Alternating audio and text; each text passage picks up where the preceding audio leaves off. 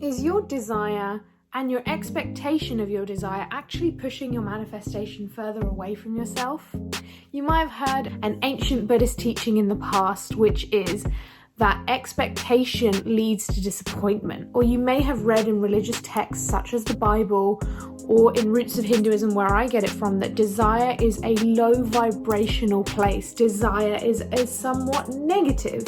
Not always a negative that we can't want things, but that desire and to have attachment to things is pushing us away spiritually from being enlightened. And of course, for those of us who are manifesting, of course we have a desire. Desire is the absolute focal point of a manifestation. It is to make something come into reality, i.e. you have something that you want. So how do we balance being a more spiritual person who is trying to move further and further towards alignment in this lifetime that we have, and also manifesting things that we want? We look up to big spiritual teachers or people we really aspire to be like, whether that be your Wayne Dwyers and Deepak Chopras of the world. Maybe you're inspired by Elon Musk or Jeff Bezos. Maybe you want to be an actress like Angelina Jolie. Who knows? But it all took desire, right? And to achieve our manifestations, it all stems from a want. It all stems from something that we would like to have. But is this pushing your manifestation further away? Let's dive into that today. Let's figure out what this means, how we can navigate around it, and hopefully how we can still manifest our desires with having a strong desire. So let's get straight into it. Let's not waste more time. Let's get straight into the video. But if you are new here, then welcome to Temple of Sunshine on YouTube and welcome to templeofsunshine.com.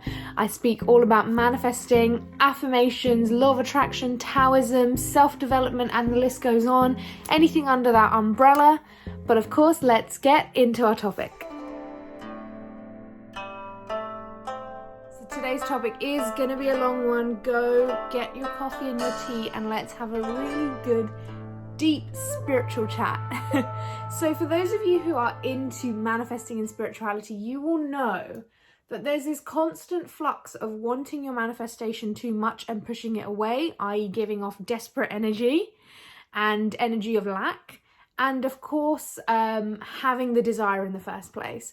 So Napoleon Hill, if you've read Think and Grow Rich, one of the main things Napoleon Hill says that you need to have a burning desire, right? A serious passion. You need to have fire in your belly, as a lot of people call it. He's saying that if you want something, you have to want it so bad that you're willing to do anything it takes to have it. He then says, go and make a plan, stick to that plan every single day of your life, and if you do it and you have the burning desire and passion in yourself to make your dream become a reality, then it's going to happen. So he really focuses on desire as being the ignition to the fire that you need to get you through. Now, with desire comes expectation, right? With desire comes the idea that you expect things to happen. Let me just talk to you about Dr. David Hawkins' scale of consciousness. I'm going to put it up here. So desire actually sits fairly low. I think it's 125, and it sits around the sort of yellow-green part of the scale. And it shows that desire is a low vibrational energy. And when I listen to my Wayne Dyer tapes, when I'm on my walks, recently I've been really attached to one of his tapes that it just feels so good when I listen to it. But he says, it's not having dreams that's the problem, but it's falling in love with them. And he says, striving every single day is a very low vibrational place. And he's not saying that it's bad, because we must take action to make our dreams come true. There are scenarios where you have to take no action. That is possible, but it's not always the case. Sometimes when we have a really big goal, it does take action from ourselves. It does take listening to the universe's cues, following them, and moving in that direction with unbending intent. So one thing Wayne Dyer also says on the side of striving, he also makes a really good point, especially in his book, The Power of Intention, which I'm rereading for the second time now, is that when you have an intention, i.e. a desire, a want, a dream, you move towards it with unbending intent. Unbending, almost the same as Napoleon Hill says, moving towards your desire with absolute fire in you to have what you want to have. Now, how come spiritual teachers such as Buddha, or in the Bhagvad Gita, which is the sort of ancient scriptures of Hinduism, how come they describe desire as such a negative? Why do they put such low vibrational connotation on desire and expectation? For those of us who look into spirituality a bit more, we would have come across the Buddha quote of, and I'm paraphrasing here, but expectation is the root of all disappointment or unhappiness. What does this mean? But at the same time, The Secret is telling me to expect good things on a daily basis. So how do I navigate this? This is something that has been driving me nuts recently, but I think I have an answer, and it might not be a perfect answer, but the whole point of this channel is for me to grow with you. It's for me to showcase my spiritual journey as I go along, to show you what I'm learning and hopefully inspire you on the way. So, oh gosh, I have so many quotes about this. So I watch Jake Ducey, who is another sort of law of attraction YouTuber, and he says desire is actually broken down into Desire, and in Latin that means of the Father. And this is something I also learned in a Jen Sincero book, and I think that's where he got it from. It's either from you are a badass at making money or you are a badass. She explains that desire cannot be wrong because it's of the Father, right? So it comes from God. Desire only stems within us, right? Because it's come into our mind, our consciousness. So a lot of things come into our mind, right? Negative thoughts, doubts, mean thoughts about other people, sometimes the temptation to do things that aren't really good for yourself or other people. This doesn't always come from our highest self or our best place. But when you have a true desire, for example, to start your own business or to get a master's in a subject that you'd like to do at your dream school, or I don't know, have a fulfilling relationship with a partner, or, you know, I could just go on. Or even, let's talk about something frivolous, having your dream car. How about that? Whenever we have a desire, it can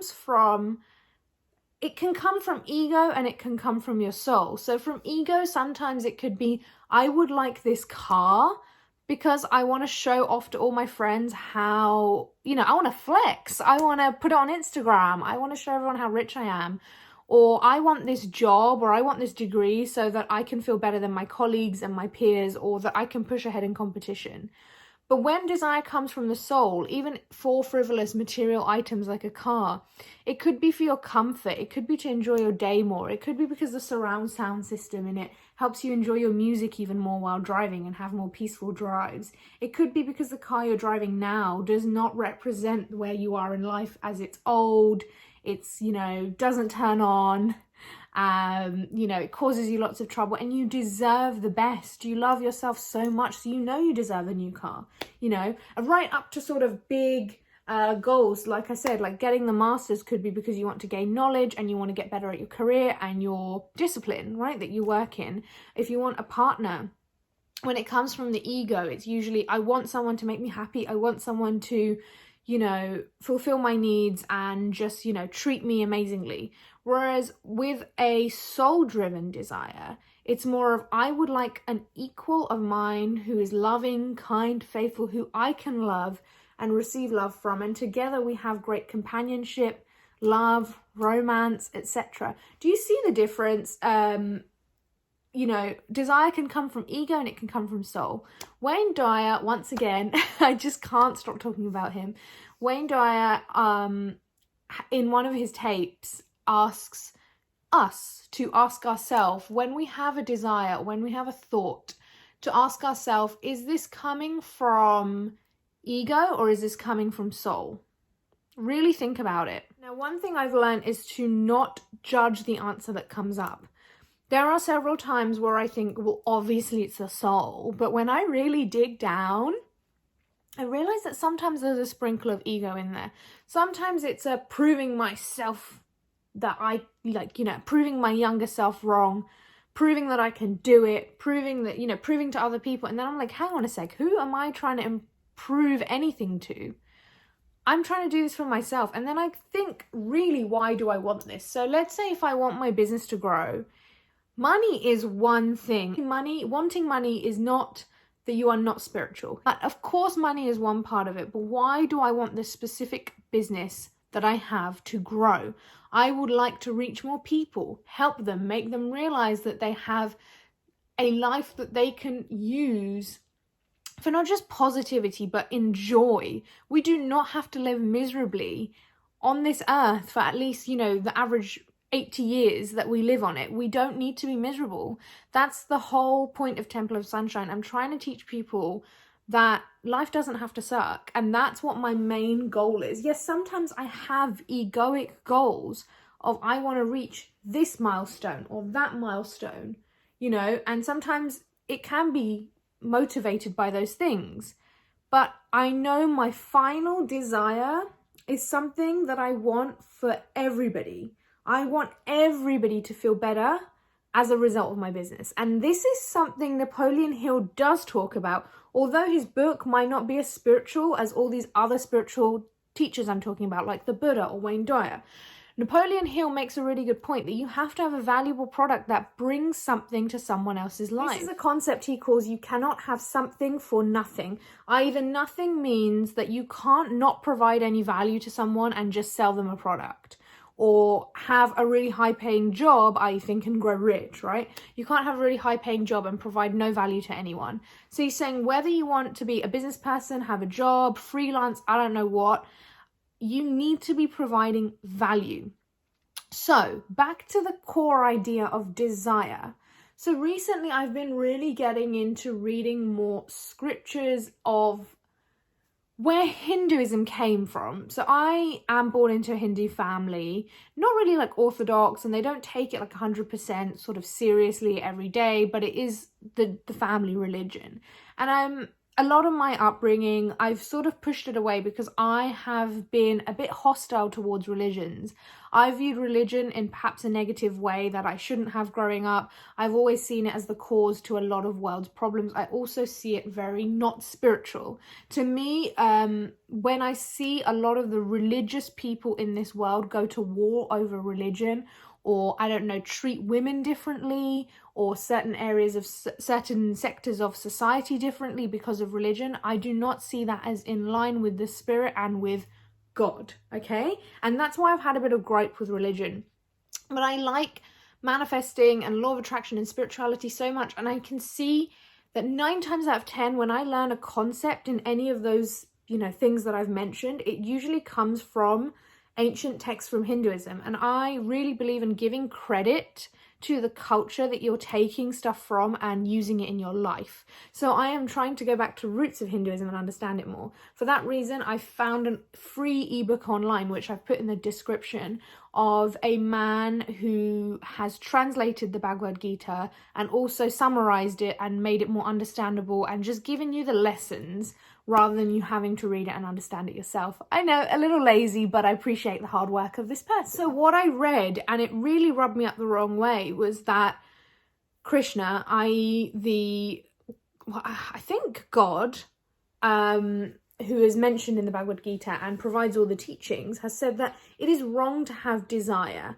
And this upset me so much. This rubbed me up the wrong way. I closed my laptop that night and I went off and thought about, how can I not have desire?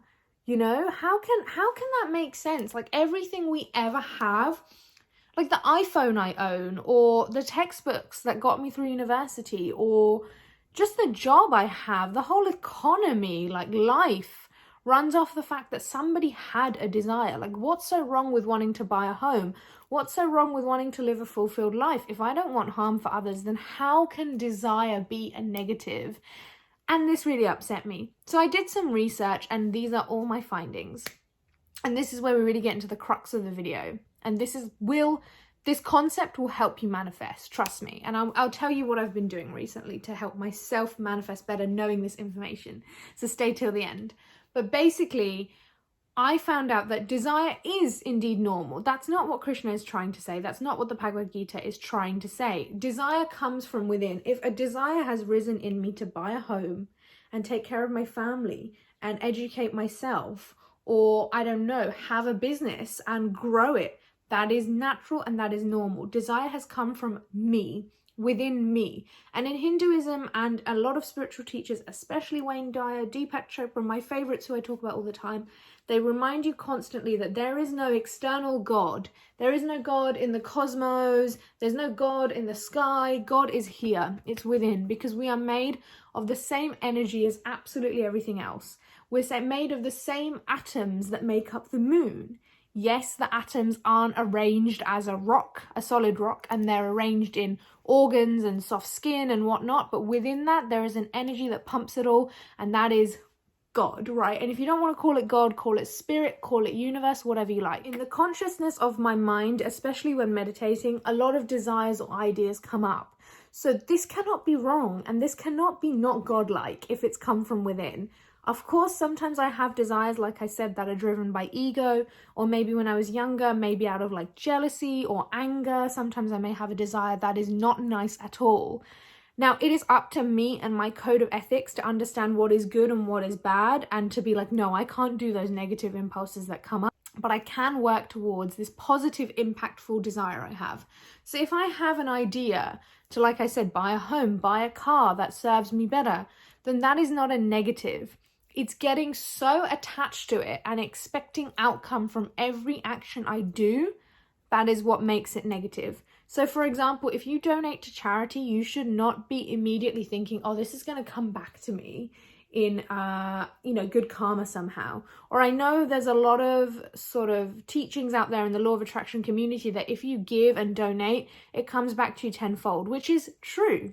It's absolutely true. Deepak Chopra always explains of money as a cycle. When you give it out, it comes back because you are supporting, the economy, and in that way it will soon cycle its way back to you. He calls it a cycle of wealth, I think, or abundance.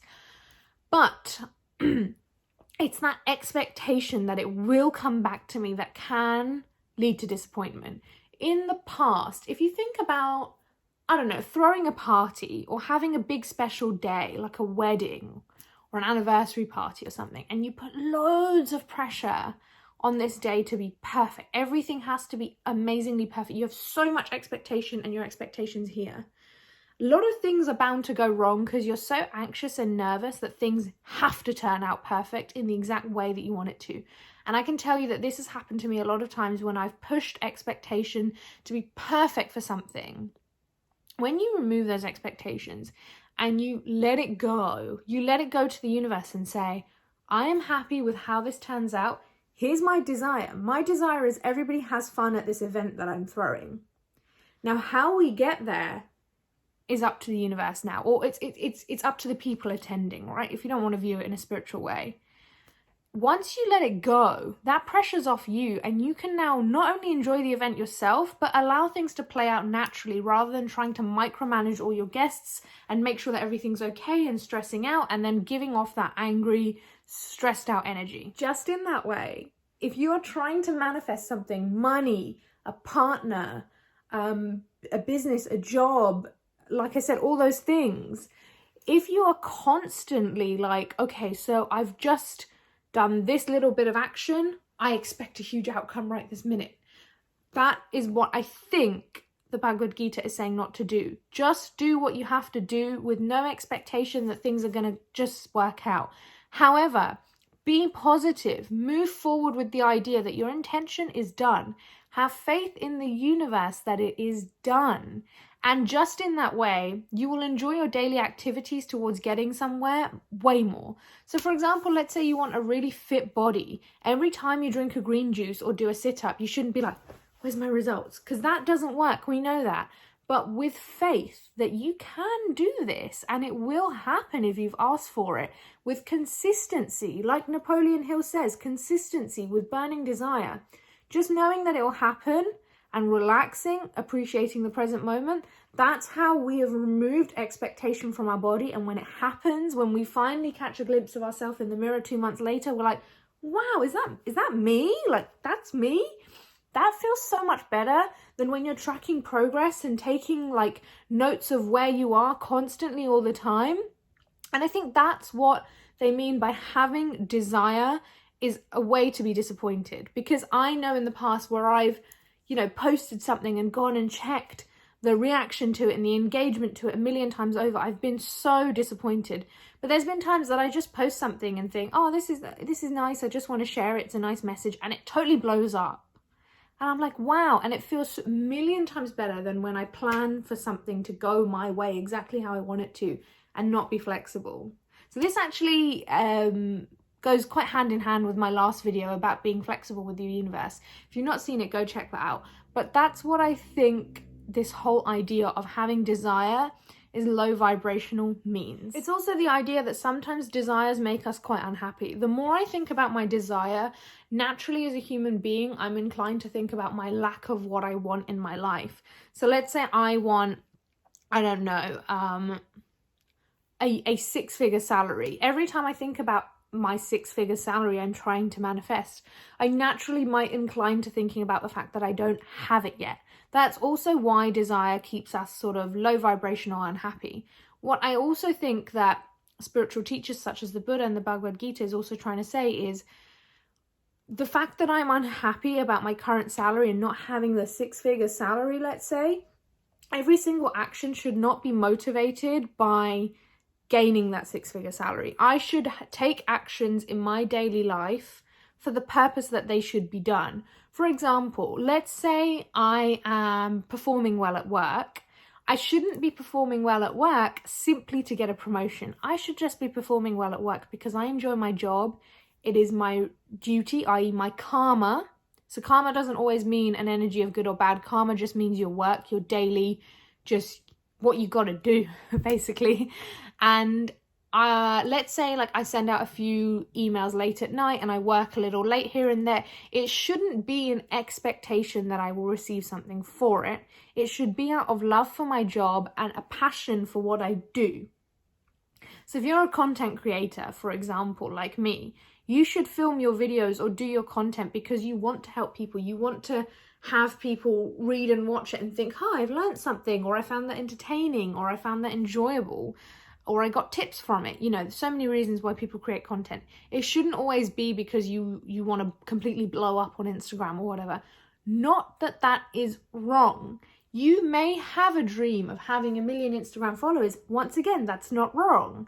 And it might even be an ego-driven desire, not a soul-driven desire. However, if every time you post content, you're thinking about that 1 million, it's not going to be so easy and effortless to get there than if you just let go of your desire and trust that the universe has got it. The final main point that I want to make is that when we have a desire within us, which is natural, which is good for all, which is genuine, right? Even if it's, I want a new handbag, if it's a natural, good and genuine desire, why not? If it's, I want a new handbag to make other people feel jealous about my handbag, then no. But let's say you're on the natural, good and happy desire part of this argument. If it's within us, right? If it's a desire that's come from within us, then don't put that desire on a pedestal. This is another thing I learned from my research when I was looking up how can desire be bad. So let's say you have a huge goal that feels really exciting and you're like, wow, I want it so bad. And you visualize the feelings of having it and they are extreme. They are overwhelming. They're ecstatic. You're doing backflips. That is nice, but it is not peaceful. It is not still. It is not calm. It is not the true spiritual way. How do I explain this? A place of peace and calm and quiet inside means that it's normal. Like, for example, if something happened to me in my life that happens every day all the time, would I have a huge reaction towards it? So for example, let's go back to the content creation. If you are a person who on average gets 10k views all the time, to some of us that is like, wow, oh my god, I cannot wait, like I would totally die if that happened to me. But if it happens to you all the time, how do you feel? You see that 10k number and you're like, cool, yeah, as usual. You know, it's normal for you. It feels regular. It is not above you or it is not external to you. Just in that way, we need to bring all our desires down to that level. You might be getting 5 views, right? If you're getting 5 views but you want 10k, then you've got to make it as such that Those 10K views are totally normal to you. So this is how I've been doing it, and this is the tip I want to share with you.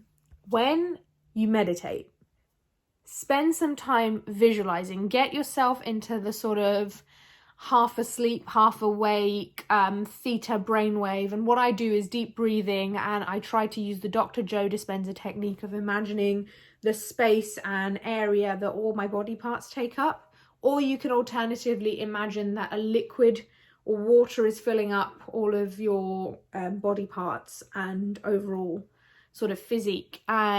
So that takes about 10 minutes. Really engage the feeling of calmness, then start to visualize your desire. But when you visualize your desire coming true, think of it as normal. Think of it as, oh, cool, that's really good, great. Like, obviously be happy, be grateful, be, you know, in positive emotion, but don't be so overwhelmed that it feels unachievable, because when you come out of that visualization, you'll be like, wow, my dreams are still really big and far away. Whereas if you give it a neutral emotion of, cool, you know, that's really nice, I'm really glad. Like, if you make it feel more normal in your visualization, that when it comes true, it's going to feel dead normal to you, that is bringing you down to a level of, this is normal for me. That's taking a desire and your expectations, just bringing them down a notch to, this is normal. This miracle is regular for me. You know, this happens to me all the time. And I know it's hard, but it's a fun game you can play. It's a fun back and forth you can have with the universe, that, hey, I'm ready for this, because 10K views for me, that's normal.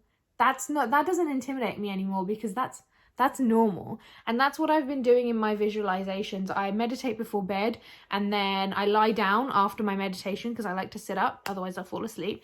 And I just try and visualize till I go to sleep of how it would feel. But I always remind myself, this is normal for you, girl. You got this. This happens to you all the time. And this has come from a sort of anxiety I've had recently of achieving great, huge things, but feeling very normal. Recently, I've just had such a huge guilt around massive things manifesting in my life, but I'm not feeling ecstatic. And I've been feeling really guilty, because it's like, why don't I care anymore? Like 4 years ago, forget that, 4 months ago, I would have been like, thank you, thank you, thank you. But I'm not feeling so ecstatic. I'm feeling grateful and happy, but it's just not the reaction I was expecting. And I felt guilty and I felt wrong. And I thought that I was being ungrateful. So I looked this up, I researched it. And the whole idea is that you are leveling up to a new ideal of expectation. Your new normal is becoming that desire. And that's why it's manifesting so much easier, because I'm so neutral towards it. I don't know if this takes the fun out of manifestation. I don't personally think it does, because one day you'll just look back and be like, wow, that actually happened.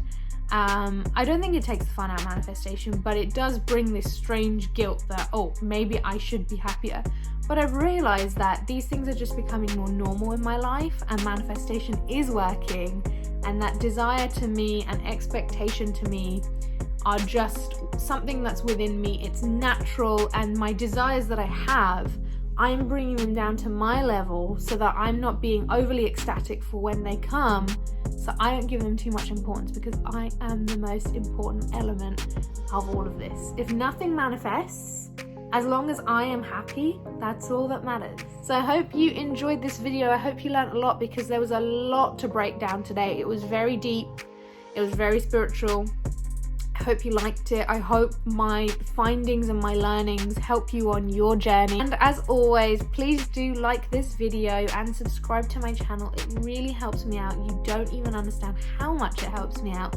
And of course, do forward this on to a friend if you think they could make use of it. As always, see you next time.